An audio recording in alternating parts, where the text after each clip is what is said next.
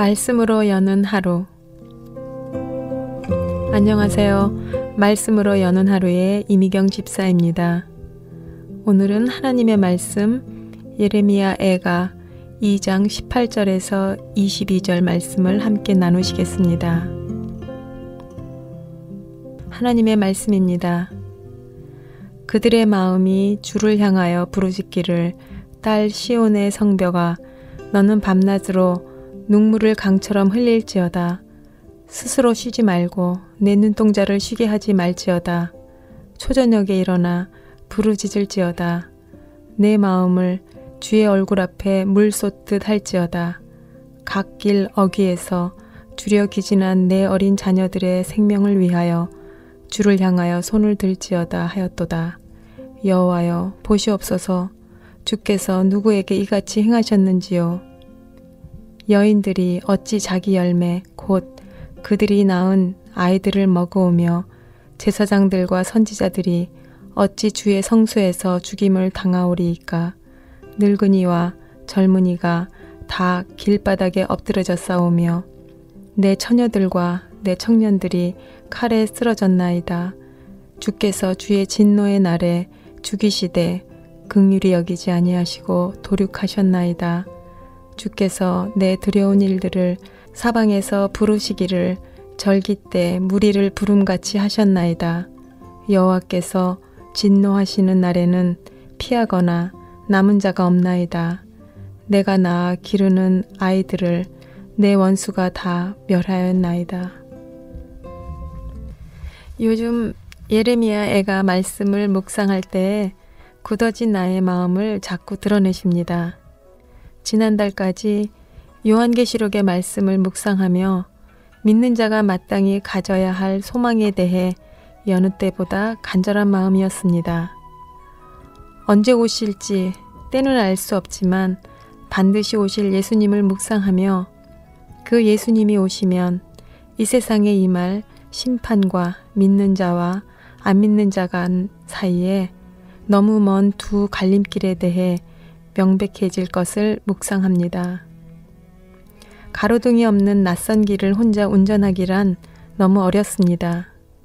아는 길도 캄캄한 밤에 운전하려면 조심스럽습니다. 거의 20년을 넘게 매일 다니는 집을 가는 동네길도 어느 날 아주 늦은 밤에 가로등도 없는 길을 운전하려고 하면 겁이 덜컥 납니다. 눈을 감고도 갈 수 있는 길인데도 캄캄한 밤, 빛이 없는 밤에 운전을 하려면 겁이 납니다. 그런데 오늘 내가 걸어가는 인생의 길은 한 번도 가본 적이 없는 새로운 길, 낯선 길입니다. 이런 새로운 길이 어떤 길인지도 모를 때 빛이 있어서 가는 길에 도움이 된다면 그래도 조금은 안심이 될 것 같습니다. 인생의 길에 말씀의 빛을 통해 날마다 그 새롭고 낯선 길을 조명받으며 걸어갈 수 있다면 그 길은 안전한 길이 될 것이고 축복된 길이 될 것 같습니다. 길을 가면서 그 가는 길이 한 길로만 쭉 걸어갈 수 있으면 아무 갈등이 없는데 우리가 가야 하는 길은 그렇게 우리가 원하는 대로 한 길로만 쭉 되어 있는 것이 아니라 두 갈래, 세 갈래 길이 나오며 어느 길로 가야 할지 망설이게 됩니다. 사실은 그런 갈래길을 어쩌다 만나는 것이 아니라 우리의 삶 가운데 매일매일, 아니 매 순간마다 만나는 길인지 모르겠습니다. 10번을 잘 가다가도 한 번 그릇된 길로 들어서면 우리는 전혀 예상치 못한 엉뚱한 길을 걷게 되며 우리의 가려던 목적지에서 벗어나 정반대의 길로 점점 멀어지게 될 수도 있습니다. 그렇기 때문에 우리는 가면서 중간중간 우리의 가는 방향을 점검하고 바른 방향으로 가고 있는지 확인을 해야 합니다. 항상 바른 길로만 가면 얼마나 좋겠습니까마는 실제 현실에서는 의도치 않은 엉뚱한 방향의 길로 들어서기도 하며 마음의 의지와는 전혀 상관없는 그릇된 길로 걸어가기도 합니다. 지금 우리가 서 있는 자리가 바른 길인지 가끔씩 멈춰서 돌아봐야 합니다. 지혜로운 사람은 가고 있는 길을 자주 점검하므로 바른 길을 따라서 갈 수 있습니다. 인생의 방향을 바르게 알려주고 안내해주는 나침반이 바로 하나님의 말씀입니다. 우리가 가야 하는 길에 요즘 시대에는 아주 잘 정리된 지도나 스마트폰, 자동차의 내비게이션이 안내를 합니다. 그러나 다 믿을 수는 없습니다. 때로는 그 정확하다는 문명의 기계도 사용할 수 없는 상황이 되거나 고장이 날 수 있습니다. 그러나 감사하게 우리에게는 하나님께서 주신 고장나지 않는 항상 바른 길을 제시해주는 든든한 나침판이 있습니다. 요즘 시대는 명석한 두뇌가 힘이 아니라 다양한 정보를 수집할 수 있는 능력이 힘인 시대입니다. 예전에는 자신의 두뇌에 모든 것을 저장함이 힘이었다면 요즘 시대는 모든 정보를 찾을 수 있는 스마트폰이나 컴퓨터를 재빠르게 다루는 테크닉이 힘인 것 같습니다. 그런데 내 안에 저장된 것은 아무도 훔쳐갈 수 없지만 요즘 시대 컴퓨터의 정보나 더 고도의 테크닉을 훔치기도 하고 해킹이라고 해서 갑작스럽게 그 엄청난 정보를 잃어버리기도 합니다.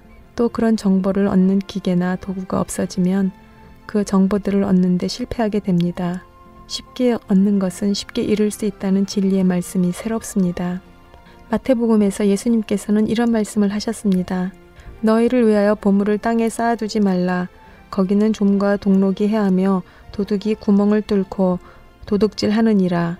오직 너희를 위하여 보물을 하늘에 쌓아두라. 거기는 좀이나 동록이 행하지 못하며 도둑이 구멍을 뚫지도 못하고 도둑질도 못하느니라. 내 보물이 있는 그곳에는 내 마음이 있느니라. 눈은 몸의 등불이니 그러므로 내 눈이 성하면 온몸이 밝을 것이요 눈이 나쁘면 온몸이 어두울 것이니 그러므로 내게 있는 빛이 어두우면 그 어둠이 얼마나 더하겠느냐. 우리의 영혼 안에 저장된 것은 어느 누구도 빼앗을 수 없습니다. 영의 양식인 하나님의 말씀으로 우리의 영혼을 채우면 그 말씀이 밝아서 우리 인생길을 바르게 인도하는 나침반이 되며 하나님의 천국을 향해 걸어가는 걸음걸이를 인도하게 될 것입니다. 요즘 예레미야 애가의 말씀을 묵상하고 있습니다. 예레미야 애가의 말씀은 하나님께 불순종한 이스라엘의 멸망과 심판에 대해 실제적인 역사입니다. 우리는 말씀을 보며 이스라엘 백성들이 얼마나 참혹하게 심판을 받았는가에 더 마음을 쏟고 그 심판하시는 두렵고 무서운 하나님만 생각합니다. 오늘 본문 20절에는 여인들이 자신이 낳은 아이를 먹는다는 소름 끼치는 말씀을 하고 있습니다. 실제적으로 이 말씀을 문자적으로 받아들여 공포스러울 수도 있습니다. 그러나 그 말씀을 오늘을 살아가는 나 자신에게 비추어 조명하며 하나님의 음성을 들으려고 합니다. 이 세상에서 가장 아름다운 사랑의 관계는 자식을 낳은 부모와 자녀의 관계 같습니다. 자녀는 그 부모의 사랑에 대해서 어떻게 잘 가름하는지 모르겠지만 분명히 부모는 자신이 낳은 자녀에 대해 가장 헌신적이고 희생적입니다. 그런데 오늘 본문은 그런 천륜의 관계인 어미가 자녀를 먹는다고 말씀하십니다. 식인 정도 아닌데 어찌 자녀를 먹을 수 있겠습니까? 그것도 다른 이가 아닌 어미가. 아마 이 세상에 존재하는 피조물 중 가장 이기적인 존재가 죄악된 우리 인간 같습니다. 우리 부모들은 자녀들을 가장 사랑한다고 하지만 죄악된 자신의 기대와 꿈으로 때로는 자녀들을 함부로 대할 때가 많이 있습니다. 부모의 권위로 자녀들을 함부로 무례히 양육하며 그들의 가장 귀한 영혼을 병들게 하며 상처를 주고 심지어 죽이기도 합니다. 사랑이라는 이름으로 말입니다.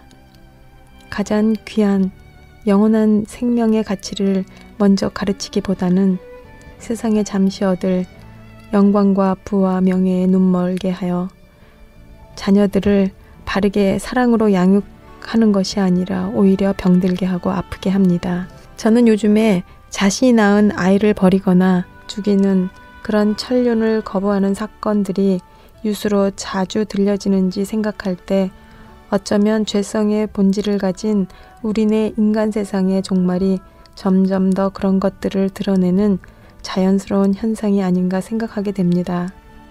버젓이 죄를 드러내고 그 죄악에 대해 점점 둔감해지는 이 시대의 흐름을 보며 그 옛날 2500년 전이나 지금이나 인간이 사는 세상은 여전히 악함을 보면서 세상이 보다 더 나아짐으로 진화하고 있다는 진화론을 뒷받침해 줄 아무런 근거를 발견할 수 없다는 사실이 오히려 감사하게 됩니다.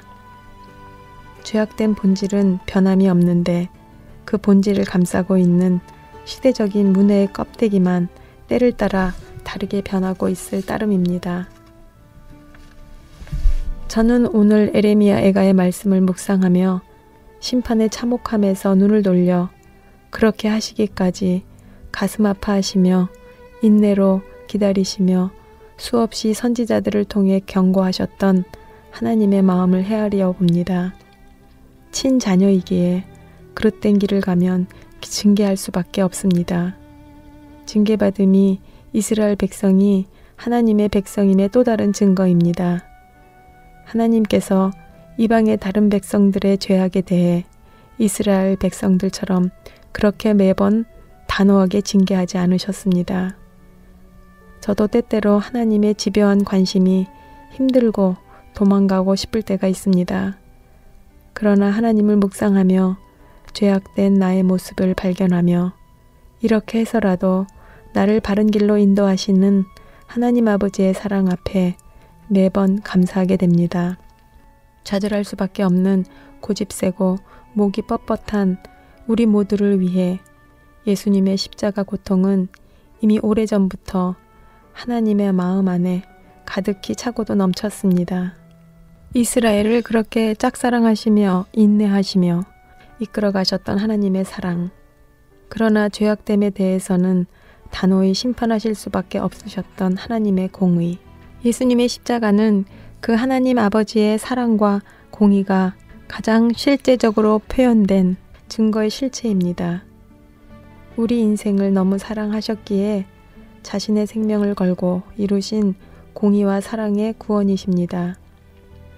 우리가 예수님을 믿고 그 저주와 죄악에서 구원받았다면 이젠 하나님 아버지의 그 아픈 마음을 조금이나마 헤아리며 지금도 아파하시며 기다리시는 아버지의 잃어버린 자녀들을 돌이키게 하고 찾아 나서는 그런 성숙한 믿음의 맏아들 하나님의 자녀가 됨이 마땅하지 않을까요?